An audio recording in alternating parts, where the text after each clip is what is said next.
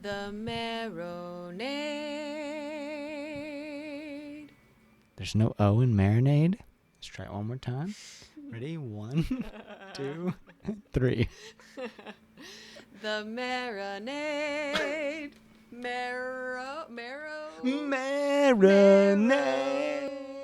Bone marinade. That's The Marinade. The Marinade. With Jason Earle.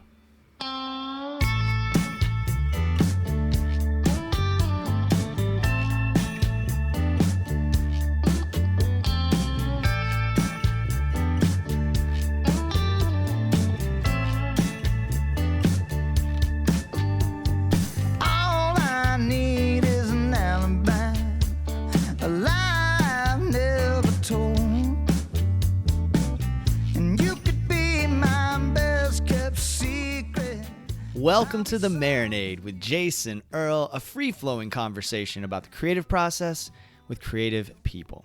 This is episode 127, and our guest is Mike Harmeier. Mike is the lead singer and principal songwriter for his band, Mike and the Moonpies. The Texas-based band has released 8 studio albums, including their most recent record, One to Grow On, which is an absolute masterwork. Their 2019 album, Cheap Silver and Solid Country Gold, recorded at Abbey Road Studios and including the London Symphony Orchestra, brought Mike and the Moonpies critical acclaim and scores of new listeners. They're known for their raucous live shows, Mike's powerful lyrical imagery, and just being all-around kind folks, as you will see in this interview. We caught up with Mike on the band's tour bus ahead of their show at Will's Pub in Orlando, Florida recently. Jordan Foley and the Wheelhouse and Joshua Ray Walker were also on that bill. Everyone, it is my great honor to present my conversation with Mike Harmeier.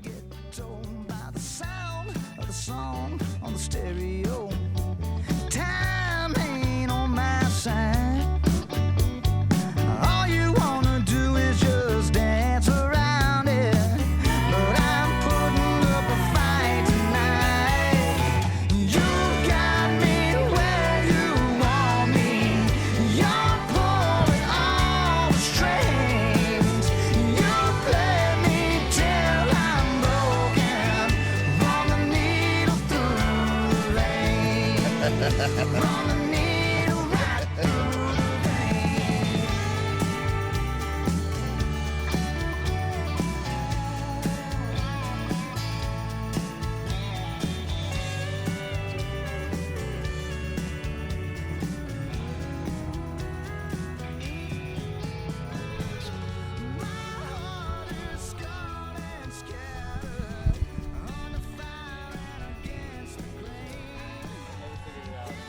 Always like say this at the outset with these chords. Right. Like you're perfect right there. Okay. If it's so sensitive and it just goes like pop pop. I hear you. I hear you. But your levels are perfect right there. I'll stay completely still. I'm trying to make this as awkward as possible, Mike. That was I have my fair share of doing that as well. So. I feel like when we start this, like context is important because I think it's I feel like we can't go into this conversation without the people listening knowing that as I come in, you're about to get an IV. You don't know I have a phobia. The people listening know I have a phobia, and I walk in and I'm like, the funny thing about phobias is like, to me, what you were doing is the craziest fucking thing anyone could ever do. You voluntarily were getting a fucking IV on a bus. Yeah. Like, there's nothing crazier in my mind, you know? But that's my phobia talking. That's not my rational brain talking. Man. And so we've postponed this, folks listening, so I can go stave off a panic attack. I would like to say also that Omar is a wonderful therapist. Omar came out and talked me down. Also, Joshua Ray Walker, sweetheart, very patient with me, sitting out there with me. There's a lot going on. There's a whole lot going on, dude. There's a lot to unpack here today. Yeah. So thank you, man. I'm Thank really you. looking forward to talking Thanks, to you. You know, I want to talk. I want to start with Cheap Silver and Solid Country Gold, and because for several reasons, and I think the big thing is it's genuinely one of my favorite records of the last probably Thanks. 5 or 10 years. I mean, y'all created a masterpiece. Thank you. And it's one of those that kind of like as I think about when you listen, you just hear this masterpiece, right? And then when you hear the story about how it's coming together, I'm picturing like you guys in London. As I understand it, it was your first time overseas, Yes, maybe. Yeah. it was, yeah. First time overseas. You're at the legendary Abbey Road studios. I'm picturing you guys like recreating the Abbey Road cover as you're going into the studio, right? And then you go in there, and there's a lot of like weight to that space. There's a lot of like, and it's your first time overseas, which can be that's another thing that you're always dealing with in those kinds of moments. Was there a moment where you guys were just sort of like, oh, this is a lot, I don't know if this is like, are we ready for this, you know what I mean? Well, I mean, we were over there for maybe 2 weeks, I guess, and only played 2 festivals. We played one in France and one in Italy, and then went to London to make the record. So the whole time that we were doing these festivals and traveling through Europe, all that was on my mind was what was going to happen when I got to the studio. You know what I mean? Yeah, and we had done pre-production a little bit for the record, so we kind of made the record once, you know, generally speaking, in Texas before we came and did it in the studio. So we were all still kind of thinking about how I was still writing lyrics. You know what I mean? We were writing for the record, going right up to the day we walked into the door. So that was pretty heavy. But then, you know, walking into Abbey Road for the first time was very intense, man. And you know, you kind of have to get a feel for the room, and then you're weighed down by the history of the whole thing. It's palpable in there, and you're seeing all this gear that, like, you know, all these icons and legends have played on. Yeah. And but we only had 3 days, so it was like you kind of got to put that aside and get to work. was kind of the bit, you know. Yeah. Well, you mentioned writing right up until that moment. For you in the writing process, what does it look like normally? Are you a sit down and do the work kind of person? Is it that you're writing on a deadline most of the time? What does it usually look like for you? Well, I mean, normally, like, I don't write on the road. I write at home, and I just have to carve out time to do it. You know, I mean, I'm married. I have a 5-year-old boy, like, and I'm touring most of the time. So, you know, when I go home, I also have, you know, I'm wanting to just spend time at home. So I do have to, like, carve out moments where I can go out to this little studio in my backyard and you know, work on it. Yeah. So normally it's just, if it opens up, I can get maybe 2 or 3 things in a day or something like that, you know, if I get really in a groove. Yeah. But I just you know, I write little country songs, dude. You know, I mean, my whole thing is, though, I try to not overproduce stuff in my head when I'm writing it. That's where I get lost, because I'll start to think about, you know, if I can get through a whole song without thinking about how I'm gonna make the record, then I'm winning. Because I'll get too caught up in what my head lick is gonna be or something like that, or, you know, get caught on production side of it. I'm actively working on keeping my headspace out of that. You know what I mean? And focusing more on the song before I get to the making the record, and then focus on the record when I get to that part. Okay, what does that work look like? Is there like other mantras? Is there like how do you do that? Because it seems like you're saying you're actively working on that. So it seems like there is a bit of a challenge to it. Yeah, there is. I would say that in the past, I really wrote to the show. You know, like I would write to what the band, what we can do live, and how I want the show to. I would write songs that, like, oh man, I want to write this song that's gonna be the set opener or the closer. You know what I mean? Like, yeah. I would write things that, like, I knew were gonna work in the show, and that worked for me. And that's kind of how the Steak Night record was done. I'm writing to this show that we're gonna play. It was kind of like a live studio record, basically. Yeah. But I don't want to I try to not to make the same record over and over again. So I try to change my process as much as I can, you know, experiment with things. I love that, and that comes out in the work for sure. You know, and I was thinking about, I watched that wonderful Garden and Gun session that you did recently, and you were talking a little bit about the sort of the well opening, you know, just creatively. Can you take us to those songs and sort of the new stuff and the headspace that you're in creatively with that? Yeah, I was getting kind of, you know, like I said, I don't want to make the same record again, and I was kind of coming off of making this One to Grow On record that was really about, you know, home life kind of, and, you know, everyday working man thing, and I was trying to not fall back into that thing, you know. The first couple songs I write after we're done with a record, I was like, oh man, that could have been on that record, So it's like, man, let me not write those songs again. Yeah. Yeah. So I was kind of in a rut because everything that I was writing was still in that same vein, and it was just like, how do I get out of this thing? Vein, really, Mike? Yeah, I'm sorry. Oops, slip of the tongue there. I'm good. So I was, I got to where I couldn't finish anything. I would write one verse and then be like, oh, this is going down the same path. Yeah. And so I would kind of toss it. Not toss it, but be like, man, let me start over, basically. Mm-hmm. So really, these have been, I was reading these Jeff Tweedy books like the past 3-4 months, Yeah. How to Write One Song and, Let's Go So We Can Get Back. And I was kind of reading those in tandem and doing some of the exercises from one book, using the other book because I love Tweedy. Yeah, I love yeah. Wilco, dude. It's like my obsession. Yeah. So I'm really, really into it. And I was waiting to read those books until I needed the inspiration to change it up. So it was kind of, here's my moment to do that, and figure out in different ways to write songs that I'd never tried before.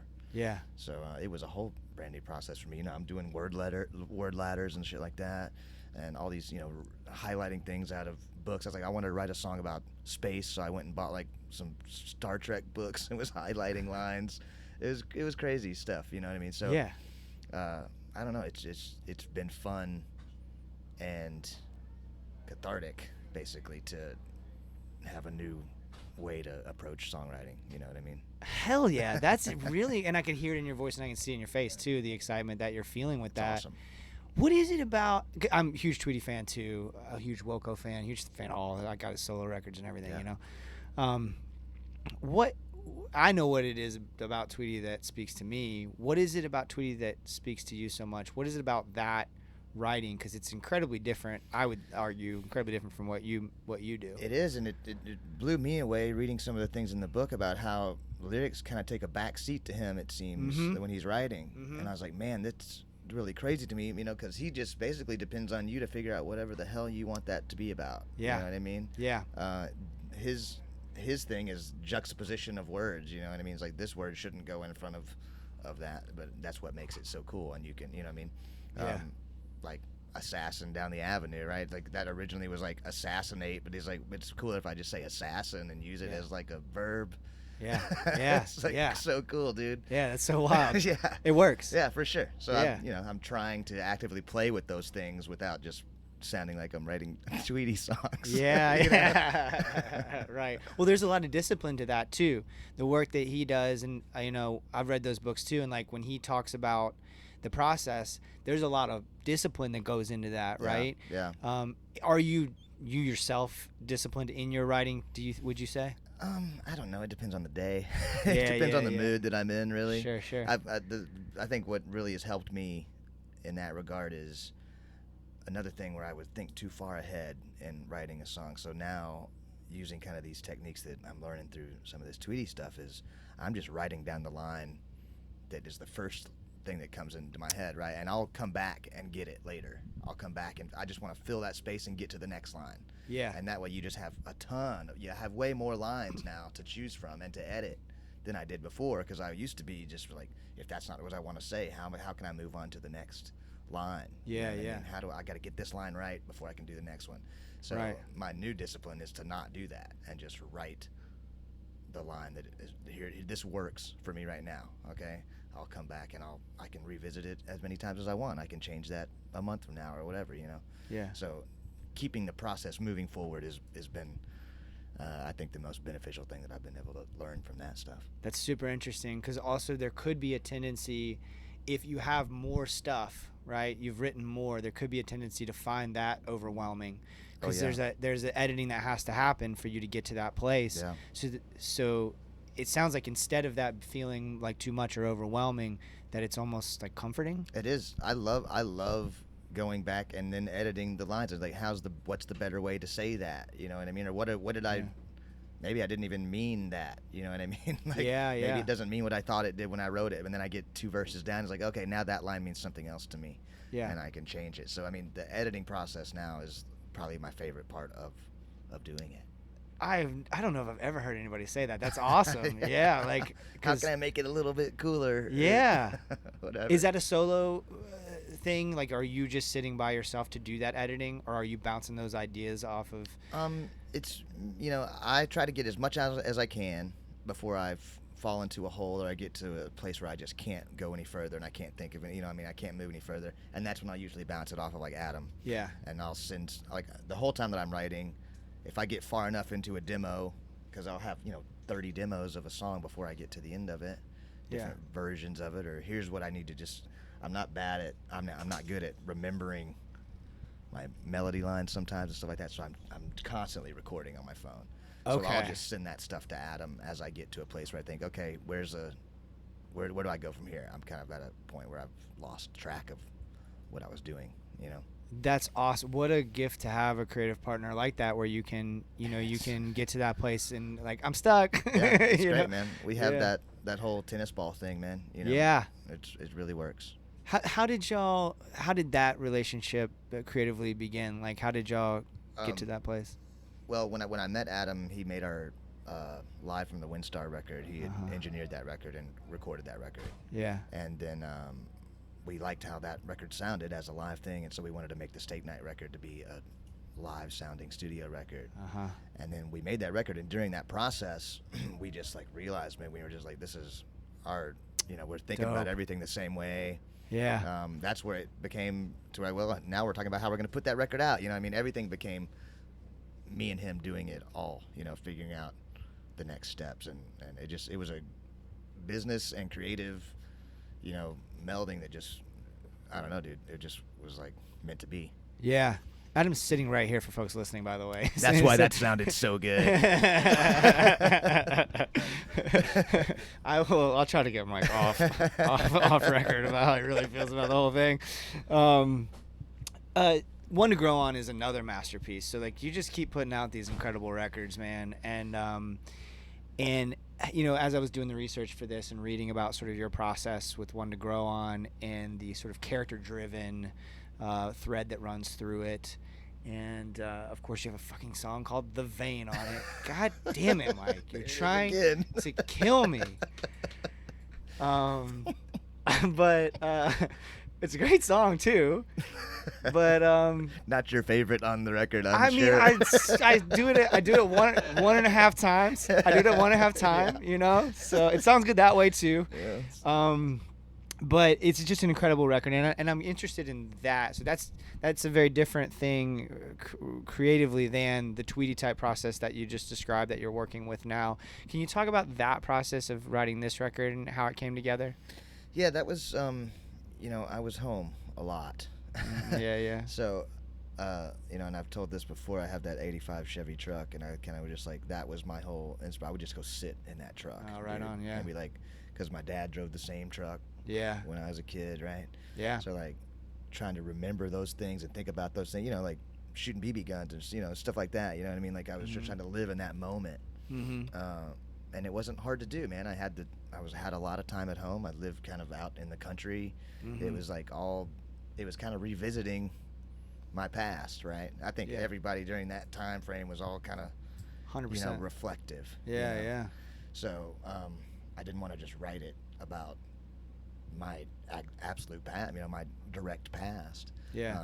That's where the character thing came in. I was like, okay, well, let me think about people I knew back then, and friends of my dad's, friends of mine, and try to tell their story rather than mine. Yeah. Is there two things I want to get to? One is, well, let me start with this, which is, there's something about your dad's truck, like a universal thing. Those of us who grew up with a dad with a truck, right? Totally. There's something universal about the dad truck thing. I just recently, my father is doing great right now, thankfully, but he was since May, he's been going through it health-wise, right? It's been really, really tough. And it's been really hard on all of us. And so for a while I was driving his truck. And now granted, it wasn't like his truck he had when I was a child, but it for the last 20 years or so, right? So almost half of my life he's had this truck, or right at half my life. So I was driving it for a while, and there were times when I would just break down. Yeah. Just like apropos of nothing else, just like everything's going great in my life, but I'm driving down the road and I'm like listening to the CDs that, I've like popped in Redheaded Stranger, right? And I'm just like, that up, kid. I'm right now. I'm like struggling, right? Like there's something about, I don't know what that thing is, but there is something about your dad's truck that kind of gets you to a place. It's like that's what I love about this truck that I have, because it's the same. I mean, it's not the truck. It's like, it's the same truck, the same bench seat. You know what I mean? It's like that kind of thing. When I first bought that truck, it was missing the little leather door pulls on it, and I've spent like 2 months finding the exact right ones, because I had to have that and a little leather pocket on the side of it. Like I had to have it pristine, because everything about that truck was so important to me. You know what I mean? Well, and even then those details too, the nostalgia of it, but also those details are a country song in themselves. Absolutely. Right? Like those are a character in themselves, man. Is there something, as you were talking about that, I was thinking about your process with the character kind of driven thing, and then the process you've been using lately. Is there any overlap there? Does that make sense? Yeah, there is for me.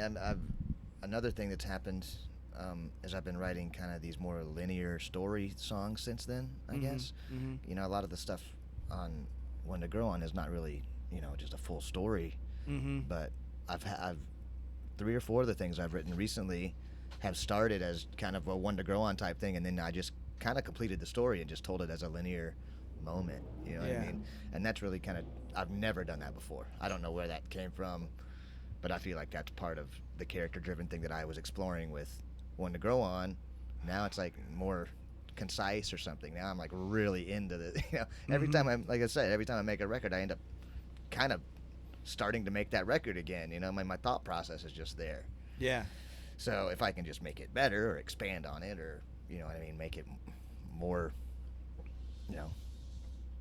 exactly what I want to say, about the character or whatever. So I'm exploring it too, man. It's just a constant evolution of that idea, I think. Yeah, dude, this is solid Marinade gold here. Like that, sounds like you're in such an exciting place creatively. Like this is why I just started this fucking show in the beginning with is these kinds of moments where it sounds like you're in a really good spot, where you're kind of you're continuing to have the essence of who you are and who the band is, but also that you're exploring these new avenues, and you're getting to a place where you're challenging yourself and continuing to grow. And I feel growth. I can hear growth. I appreciate that, because to me, I'm writing now not thinking about how it's going to play in a show, or our records have been so different through the years. Cheap Silver is nothing like One to Grow On or whatever. That it kind of opened up, it finally clicked with me. It's like, man, we can make whatever kind of record we want, right? So I don't edit my songwriting process to fit the mold of what I think the band is right now. Right on. You know what I'm saying? It's just like, okay, this song is what this song is. Yeah. If we'll figure out how to do it with the band when we get to that point, and it might open up some whole other avenue for the band too. Yeah. You know what I mean? So just trying to not put any rules on it right now is really, like, it feels really good to me. That takes a lot of trust in the guys in your band too. Yeah, we'll see.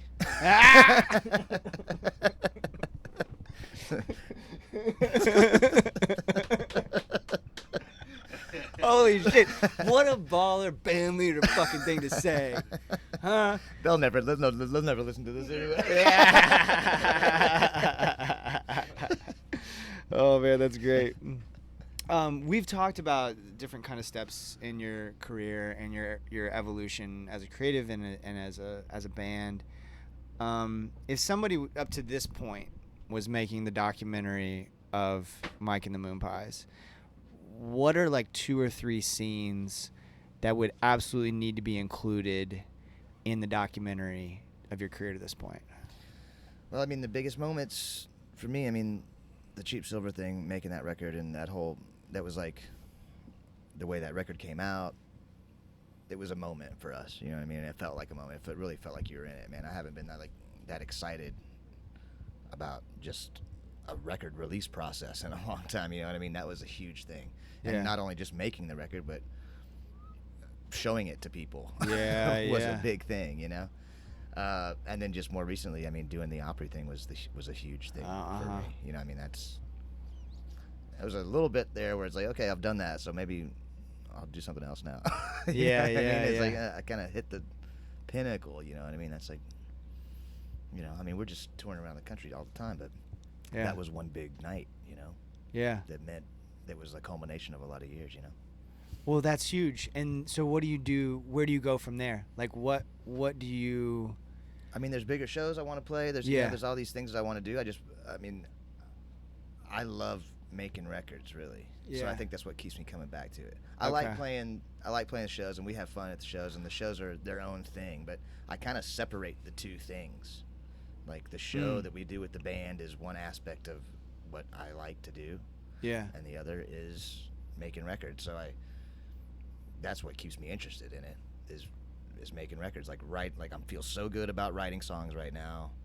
I feel really excited about what we can do, where they can go on a record, and I'll keep chasing that forever. Like creating cool stuff. You know what I mean? To try to see how far we can take it. You know what I mean? Do you hit ruts? Do you hit like I mean, you mentioned that when you go to write again, it sounds like the last one. You have to get out of that. Do you hit blocks or ruts in your writing? I do, but that's how I got. I mean, I hit them all the time. Oh. But that's how I got here with what I'm so happy about now. Yeah. You know what I mean? It forced me to try other ways to do it. You know what I mean? It forced me to learn more, to read more about it, and try to see where I could go with it. So out of the rut was born the whole thing. You know what I mean? Yeah. It's like, I gotta try to keep expanding the idea. So I want to touch on something that you mentioned when I asked you that question about the documentary of your life, and you mentioned Cheap Silver, and then like the feeling of wanting to show it to people. And what does that feel like to you once y'all have made that record? What does that anticipation feel like to you? That was a very nervous time. Okay. Yeah. I mean, I was like, I had no idea what people were going to think about that. You Yeah. know what I mean? Because there's so many people that are really into us as a honky-tonk band or whatever you want to say about it, however people like to describe it, which my whole thing has always been like, I don't want to be I don't like the genre thing anyway. I don't want Red Dirt, Texas, whatever, none of that. I don't like any of those terms. Yeah, yeah. I know that we have diehard people that are like, man, I love their honky-tonk show thing and their whole deal. Yeah. And I thought, well, they're gonna feel like we turned on them with this thing, you know what I mean? Because there's a symphony. Yeah. You know what I mean? And it was a departure. Right. So it was super nerve-wracking, and it was it's like, I think is it 8 songs? You know what I mean? So like there was so many reasons there where people could just shit all over it, is what I thought. You know what I mean? Yeah, sure. I loved it. Yeah. And the whole band was super proud of it. We all felt like, man, this is the best thing we've ever done. I don't know how we're going to do anything cooler than this. Yeah. But at the same time, it's like, it could be the end. Yeah. You know what I mean? We'll have to start all over, with a new fan base, try to find new people that dig this. And abandon all the other people, but it didn't work out that way at all. So the opposite happened, right? Like you got a bunch more fans, and you're growing, and people. It was really well received because it doesn't it's still yours. I mean, it's your songs. It's not like, I don't know. I think sometimes when people hear symphony, they picture like these like odd marriages of artists that are coming together, and what's a good? Oh, so I loved this performance, but Nas did a thing with a symphony recently, and it was really cool, but it's clear it's Nas with a symphony, right? And like your record's not like that. It's a Mike and the Moonpies record. There was a definite line that we didn't want to cross, to where we wanted to be able to play these songs without the symphony anyway, right? Yeah. So it was like we had to make the record without hearing strings on it, so that we knew that it was going to work anyway. So I think that's probably where that comes from. It's just that, how are these songs going to stand alone, right? Whenever we're not, right? London Symphony. Yeah. It, you weren't going to tour with them? Yeah. Bring them here. Yeah. That helped for sure. Yeah. So can you take us back a little bit to? I'm always interested in the moments that you decide to make a creative life. Can because it's just such a risk, and it's so difficult to pay the bills, you know, especially at first as you're getting started. Can you take us back to like the moment that you decided like, hey, this is the thing I could maybe do for the rest of my life? Man, I don't think it was ever decided. There was never anything else. I mean, I think there's a point where you hear so many stories when you're a kid.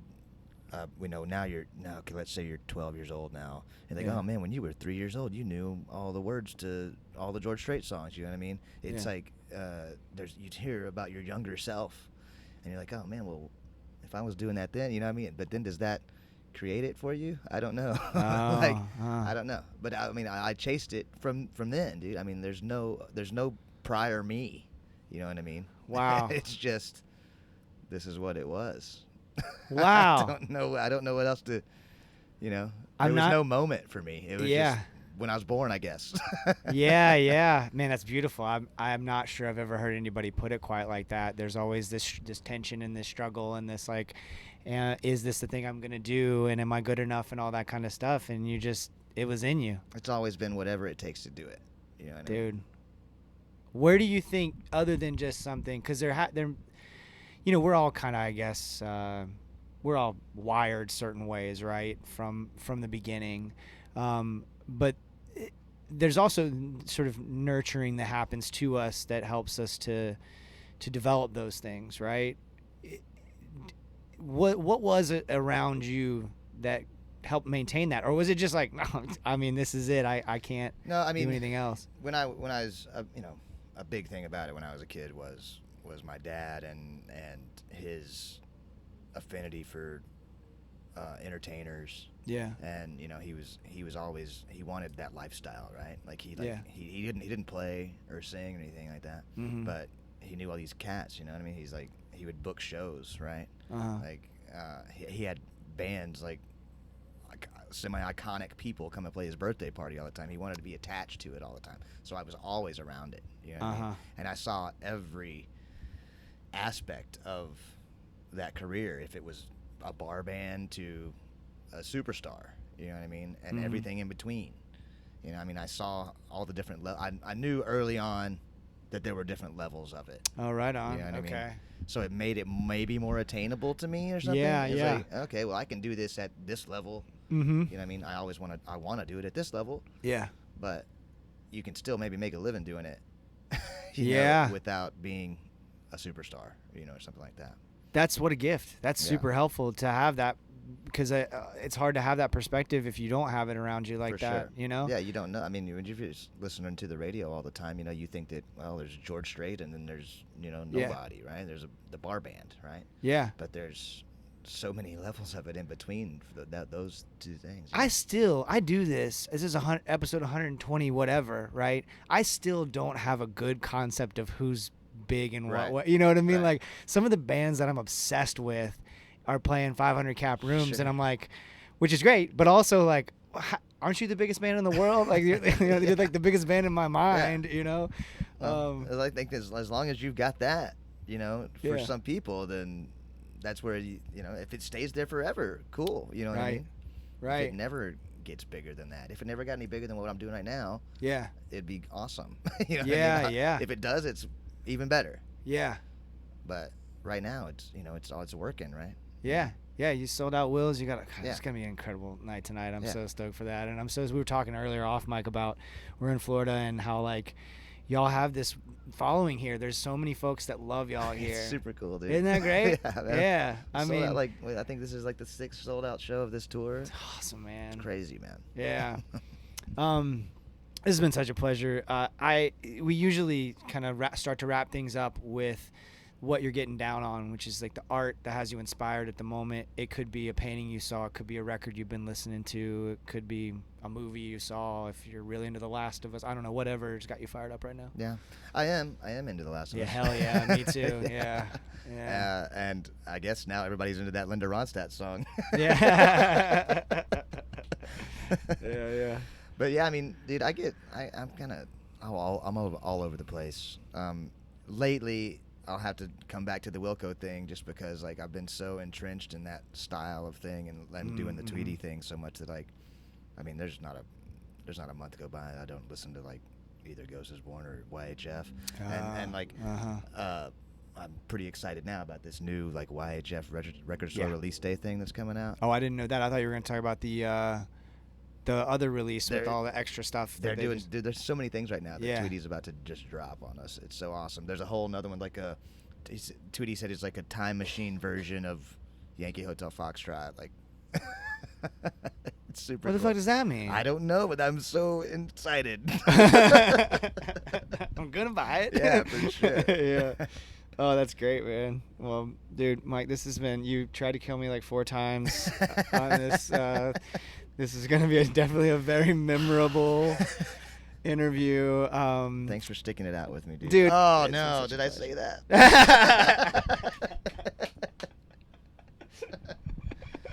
Oh my God, you were draining me.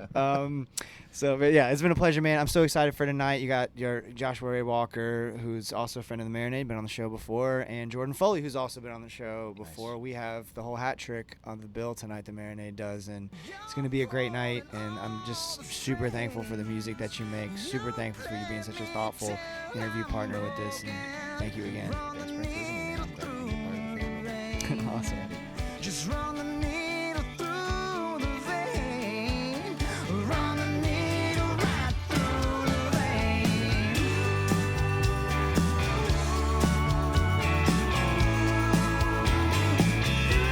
Right through the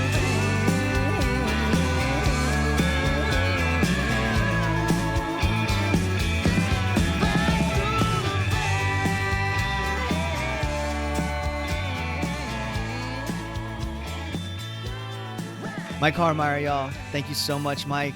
Thank all of you for listening. The song you are hearing in this episode is The Vein from Mike and the Moonpies, One to Grow On. Thank you to producer and tour manager extraordinaire Adam Oder for helping facilitate this conversation. Thank you to Alexis Tedford for setting this up as well. Y'all, everybody involved with the Moonpies was so helpful and kind and sweet. TheMoonpies.com for all things Mike and the Moonpies. They are easy to root for, y'all. The records are amazing. They're incredible live. If you ever come to your town, go see them. I gave you a little context at the start of my conversation with Mike, but I also want to send some love to Omar, who plays bass for the Moonpies, and Joshua Ray Walker, both of whom checked on me after I nearly had a panic attack. Omar and I talked at length about mental health and the fact that he's studying music therapy right now. He brought me some water. He checked on me. Josh and I had only met previously via Zoom one time when we recorded an episode of The Marinade about 2.5 years ago. Our first face-to-face introduction was me at my most vulnerable, and he handled it with aplomb. The whole night was so special. My good friend Jordan Foley and his band, The Wheelhouse, kicked off the night on Jordan's birthday. Check out their new singles on your streaming services. And then Joshua Ray Walker and his shit-hot band got us all fired up. And then finally, Mike and the Moonpies tore the roof off of Will's. Their reputation precedes them, and they live up to it. It was an awesome night. I met a fellow Duval Till We Die Jags fan whose name I did not catch, but he was a bright light. If you are that gentleman and you're listening right now, hit us up on your preferred social media. I'd like to follow you. We've got a few new followers on our socials, and I really appreciate that. Mike's fans are awesome, and just by posting about Mike, several folks came to follow us over on Instagram. Welcome, everybody. If this is your first Marinade show, I hope you like it here. Thank you so much for listening. MarinadePodcast.com for all things The Marinade, including written pieces, photography, our online store, and more. Give us a follow on Instagram, TikTok. We're on Spoutable now, everybody, which is a pretty cool place, and Twitter. Subscribe and give us a 5-star rating on your podcast app. Tell a friend about the show. These are all free ways to support The Marinade. If you really like what we're doing, please consider joining our Patreon community, where for just a few bucks a month, you can gain access to Patreon exclusive content like our show Jason's Journey, where I talk about the moments that shape my creative life and provide a window into the process of making the Marinade. We have a brand new monthly show called What We're Getting Down On over on Patreon. It's a conversation between myself and my great friend Peter Haroldson. The first episode is available for free at either patreon.com/Marinade Podcast or on our Marinade Podcast feed, wherever you listen. Episode 2 is also available but it's available exclusively on Patreon, and we're having an absolute blast making it. Check out what we're getting down on and let us know what you think. What we're getting down on led to me making my second appearance on the wonderful Raised by Whoops podcast. So look out for that episode coming soon, and I'll make sure to remind you when it comes out. Also, check out our show Inner Child, where I ask our guests childlike questions, such as like favorite food, TV show, those sort of things, just silly questions. My Inner Childs with both DL Rossi and Colin Halliburton are live on Patreon. They're super fun. Patreon.com/Marinade Podcast if you're interested and can swing it. If you want to support the show financially, but you don't want to commit to a monthly subscription, I totally get that. You can Venmo or PayPal us. It's just at the Marinade. And all the money goes right back into making the show. Right now, that means saving up to cover some festivals. We've been invited to some really cool events, y'all. And that's a testament to all of you and how supportive you've been of this show. Well, for us to cover those things, we got to figure out how to pay for those experiences. I'd love to be able to bring Jen Ross with me. I'd love to, at some point, be able to really expand the amount of coverage that we do of festivals and interviewing people and traveling. So if you can swing it financially, we really appreciate it. But as always, this show is free, and we're just so thankful that you listen and spread the word about the Marinade. I mean, to get to talk to Mike and to have the experience that I just had, I can't thank y'all enough. It happens because you continue to support us, and I'm just so grateful. Until next time, go out and create something. Cheers, y'all.